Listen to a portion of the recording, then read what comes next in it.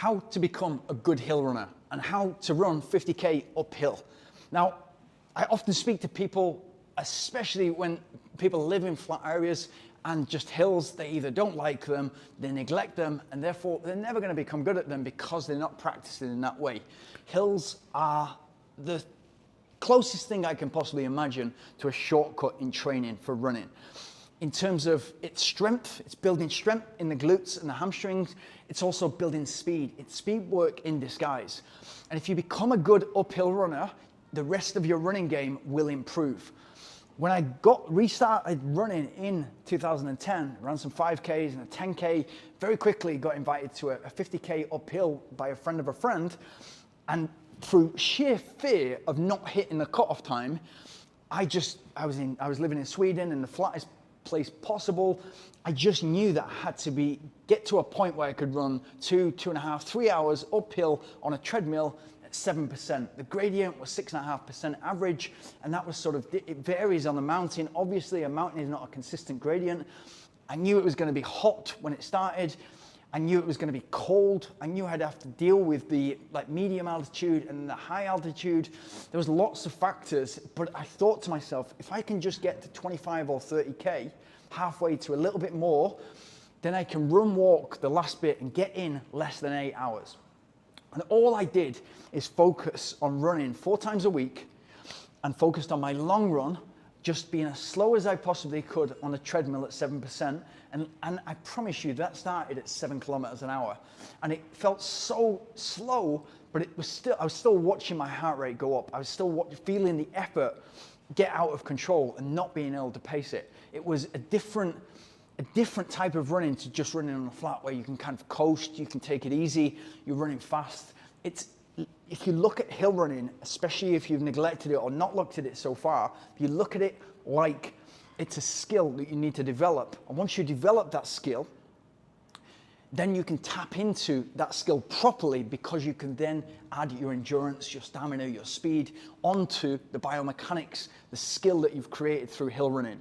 And that's essentially what I did. It took me a long time.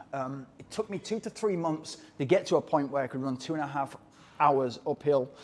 And eventually I got to the point where I could run 10 kilometers uphill for 2 hours. I thought that was a lot, and that's all I was doing. The rest was easy runs, all of them in the gray zone. I was probably too tired when I was doing the long runs, but it was important for me to get that run right. I hadn't inserted any speed into my training program. I went and I did 5 hours and 37 minutes. I couldn't be more proud. I was just happy to have finished, happy to have done the challenge, and caught the bug, and immediately, literally the next week, started training for the next one. And so I was back in Sweden, I was running on a treadmill, I was getting ready to run, I was getting ready to run the race, which was going to be in 11 months and 3 weeks time. And then I started to look at speed work, and I started to do my specific interval sessions up that 7% gradient. 5%, 6%, 7%, and they would be 250 meter rep, 400 meter rep, 2-minute reps, 4-minute reps, shorter intervals that would boost my running economy, running uphill, make me a better hill runner, improve that skill, make me more efficient at going uphill. And as a byproduct of this training, I was starting to run 5 or 6 times a week. As a byproduct of the training, the weight was coming off as well. So as I was getting lighter in my body, my engine was building, my heart and lungs were building, and therefore it was much easier to propel myself up. And that for me is the key thing. If you look at it like a skill to begin with, and it's just, okay, I'm going to go super slow, and it's going to be slow at the start, and just let your ego go, and eventually you become more efficient, exactly the same way that when you started running. So if you look at it like a skill and put as much onto the heart and lungs as you can and take as much away from the muscles are doing the work, especially the big power muscles like the glutes, the hamstrings, and if you put it onto the calves, they're going to be full of lactic acid, and you're going to have to stop very quickly.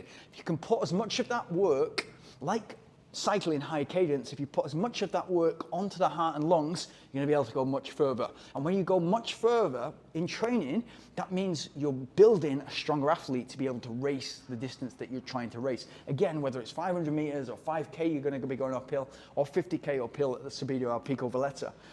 It's teaching yourself the skill, putting it onto the heart and lungs, keeping it away from the muscles, but also doing that midweek interval session specifically uphill and ideally on the gradient that you want to be running. So the biomechanics match and you're teaching those muscles, you're building muscle in the right point. It's speed work in disguise, it's strength. It's the perfect session. It's the closest thing you can get to a shortcut in running. If you're doing a midweek interval, specifically up a hill, you're doing a long run specifically up a hill, you're gonna put yourself in a great position to be a good uphill runner.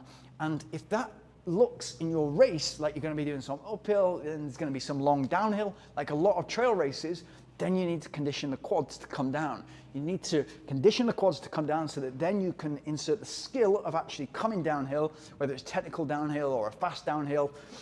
Because if you're not from the Alps or places like the Sierra Nevada mountains, you're not going to have access to a place where you can run for 10 kilometers downhill or you can run uphill for 10 kilometers. We don't have that in the UK. So it's important to ideally mimic the course or ideally go and train on the course, but think of that. It's a skill, it's a new skill that I need to develop. And the more of this skill that I can put on the heart and lungs, which can already run on the flat, the more I can put on the heart and lungs, the bigger the engine I'm gonna build and the further I'm gonna go, so the better I'm gonna get at this skill. Incredibly important. If you have any questions to that, please pop them in the comments below. And if you're getting from these videos, please like, subscribe, hit the notification bell.